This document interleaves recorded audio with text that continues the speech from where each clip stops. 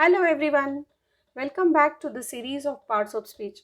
In this video, we will learn the types of prepositions. Before we start, let's know what is a preposition. So preposition is a word which is placed before. Most of the times it is placed before noun. It shows the relationship between the noun or pronoun and other words in a sentence. For example, the plane flew away at 8 a.m. Here, at is the preposition. In the second example, Rosa passed the thread through the beads. Here, through is the preposition. In the third example, Paul parked the car near the house. Here, near is the preposition. Prepositions can be divided into three types: preposition of time, preposition of place, and preposition of direction. Here are some examples of preposition of time: in, on, at, for, since. These are few prepositions of time, and we will see few examples of these prepositions. Sam was born in 1980. Here, in is the preposition. Now we use in before the names of months, seasons, and years. Apart from this, it is also used before the parts of the day, like in the morning, in the afternoon, in the evening. Next example, she joined the institute on 7th June. Here, on is the preposition of time. Now, on is used before the names of the days of the week. It is also used before the dates. For example, on Sunday, on 2nd October, etc. In the next example, his school starts at 7 a.m. Here, at is the preposition of time. We use at before the definite point of time. When you have to tell definite time, you can use the preposition at. Students have been writing an essay for 2 hours. Here, for is the preposition of time. For is used before the duration. For example, in this example, we can see duration is given 2 hours. Next example, she has been working here since 2009. Here, since is the preposition of time.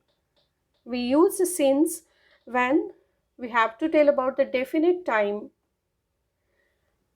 Most important thing about for and since is that these two prepositions are used in present perfect continuous tense. Next type of preposition is preposition of position. Let's see a couple of examples of preposition of position. The bag is between two chairs. Here, between is the preposition of position. Now we use between when we are talking about two things or two persons. When we mention about two things or two person, we use between. In the next example, among is the preposition of position. He distributed the gifts among the children. Now, among is used when we are talking about something that is given or distributed among the group, among within a group or within many people. Next example, the cat is behind the tree. Behind means at the back of something. So here behind is the preposition of position. In the last example, on is the preposition of position. On means on the surface of something. The book is on the table. It means that the book is on the surface of the table.